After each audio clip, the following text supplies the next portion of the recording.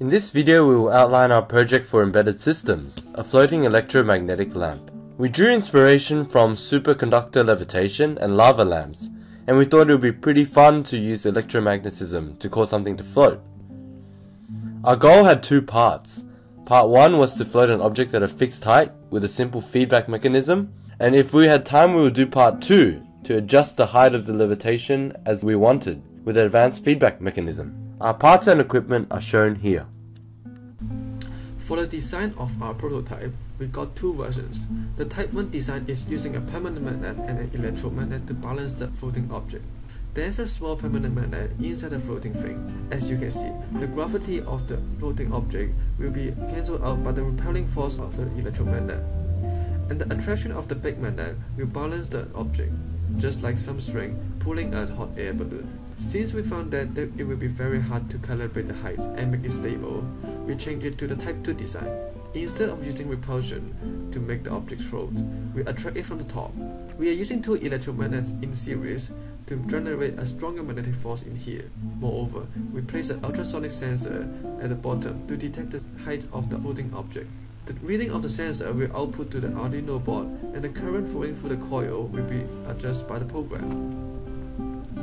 In this equation, we can find out the current required to lift the object is 0.5 amp, as the weight of the object can be measured. The way the ultrasonic ranging module works is as follows. First, we output a high signal from the Arduino board to the trigger pin here. This must be at least 10 microseconds in length. The time taken for the ping to return from the object in front is given as a high signal to the echo pin. We can calculate the distance by multiplying the duration of this high signal by the speed of sound and dividing by 2 to account for the return trip. So now we'll briefly run through the code for the ultrasonic distance detector. There are 4 pins, so VCC and ground are just from the power supply from the board. The trigger pin is where we send an input signal.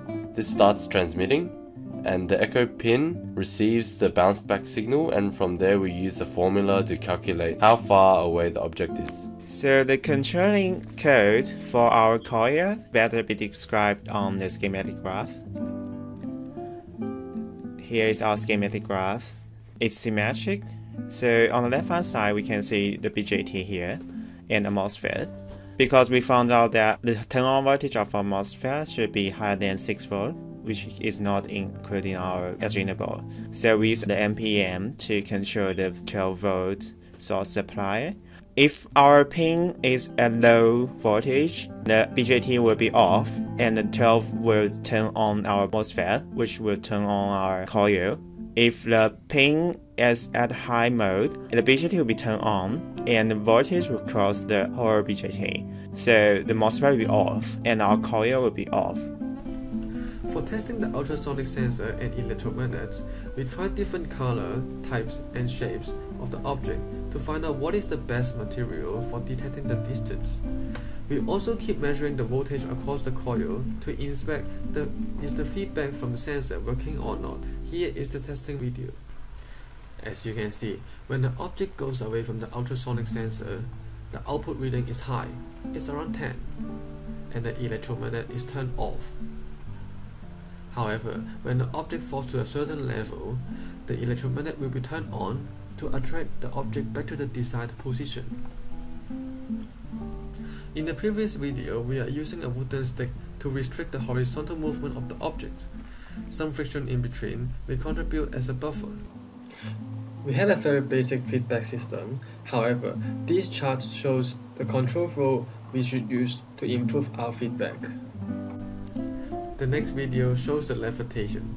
The object is first attracted by the electromagnet floating in the mid-air, but when we take it away from the coil, it falls down.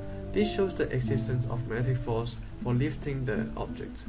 When we wind the coil, we found that we have to remove the insulating layer with the pliers, otherwise the coil is not conducting. We also increase the number of turns and insert soft iron core when we find the electromagnet is not strong enough. After that, the magnetic force is still too weak. Then we know that the way we wind the coil is wrong. It's too long and the cross-section area is too small. We bought an electromagnet instead. We could not purchase a H-bridge from the store, so we had to construct our own using 4 power MOSFETs. This was shown in the previous photographs. Going from attraction to repulsion would cause the floating object to be very unstable, so we instead used an on-off design for the electromagnet. Another issue we had was normal resistors burning under the 12 volt power supply, so we used a 5 watt 51 ohm high power resistor. Our test LED kept turning on mysteriously when it wasn't supposed to. We realized this was because it did not have a common ground, and current still flows if the different grounds have different potentials. The wooden pole we used was getting in the way of the ultrasonic readings. We fixed this by putting a large piece of cardboard to increase the area and moving the sensor to the side. Also, our components were delivered extremely late, so we took initiative by preparing the report and also going to JCar to get components.